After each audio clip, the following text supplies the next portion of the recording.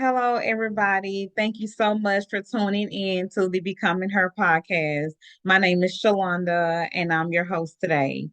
So, everybody, thank y'all so much for joining me again for today's episode on Becoming Her podcast. So, today I wanted to talk to y'all about the time that I was scammed by a Nigerian romance scammer.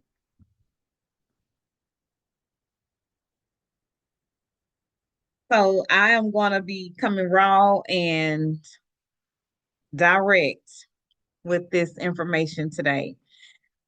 So I wanted to talk to y'all about how you can be careful on getting involved with these guys who are trying to meet you online and be careful on what you really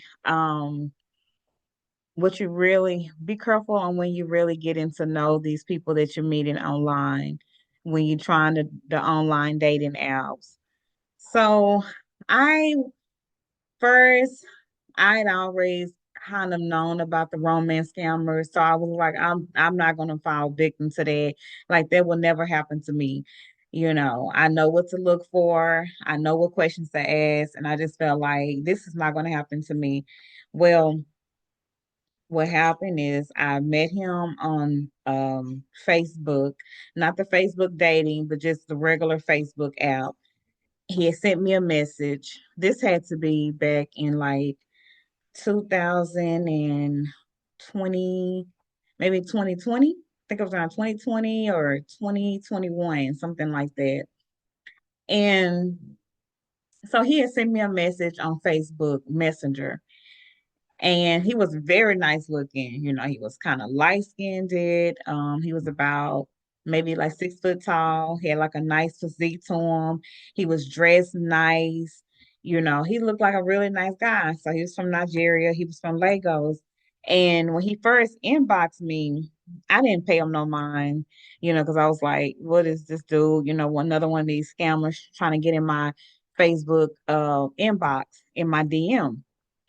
So I think about like the third time he had messaged me, he was just like, "Hi, how you doing? You're very beautiful," and things like that.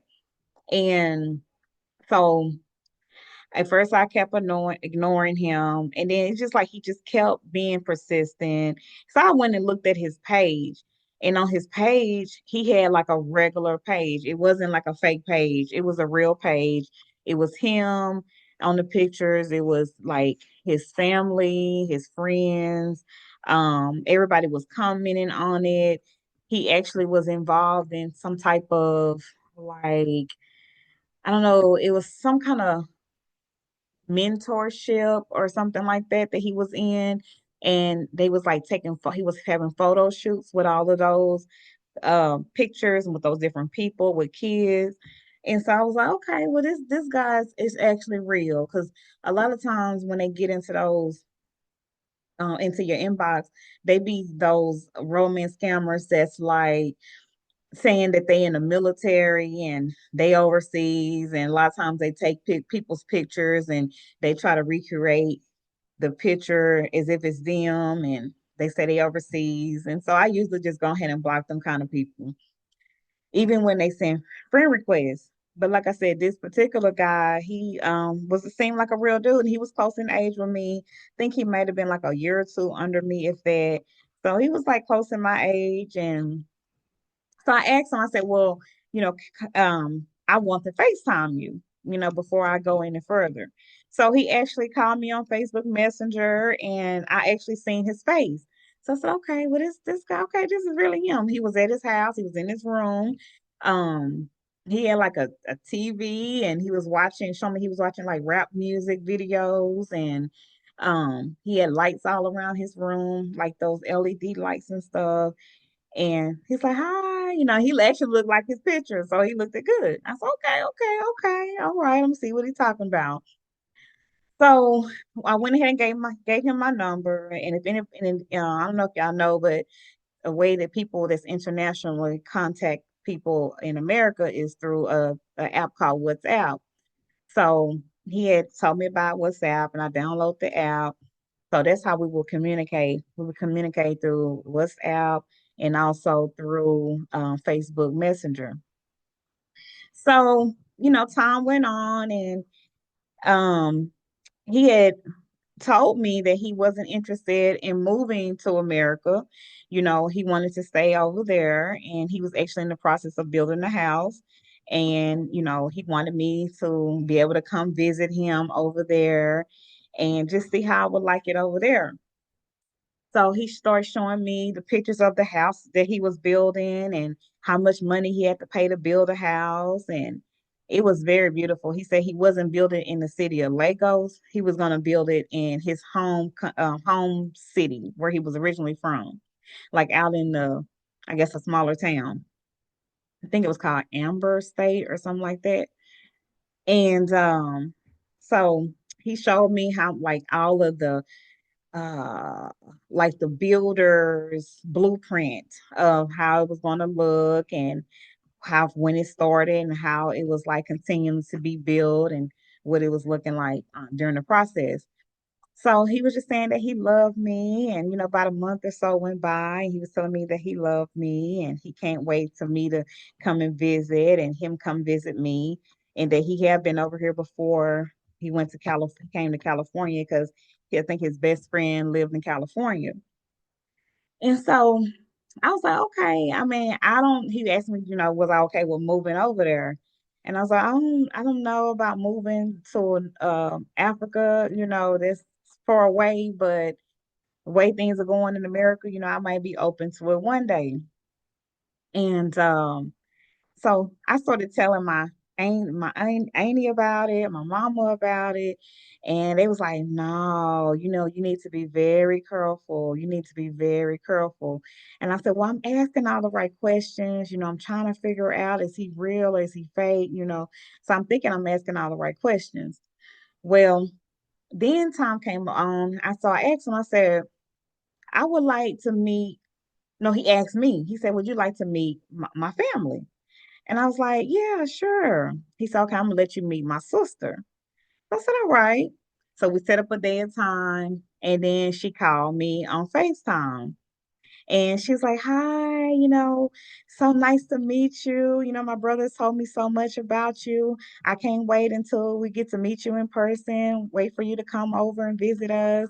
And that she'd never been to America, but she would really like to come sometime. And, just telling me all about the family and stuff. And so I said, "Okay, it's nice meeting you." So then she said, "Can I have your number so I can call you sometime?" And I said, "Yeah, that'll be fine. You can have my number." So she got my number, and then she would text me sometime. So then one day she messaged me and she said, "My brother is at work, but our mom and dad wants to meet you."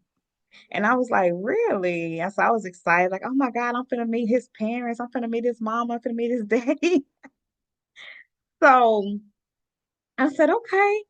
So she put me on the phone with two elderly people, a man and a woman. They could not speak English, and they were just smiling in the phone and waving. And I was just like, "Hi." And then she acted like she was translating back and forth. "This is my mom, and this is my dad." And they said, "Hi, nice to meet you." This and that. So I was kind of like iffy about that, because that just didn't make sense. So I went and asked him. I said, "Hey, your sister your sister let me meet your mom and daddy." And he was like, "What?" It's like he gave it away because he was so confused. I guess she didn't put him on the game, on the plan, that they was gonna set me up to act like I'm meeting the mom and daddy. But I kind of was already catching on game. So, that went by. Then he started telling me how much he loved me, and he can't wait for us to be together, all this and that. He would call like every day. If we didn't talk every day, it might have been every other day.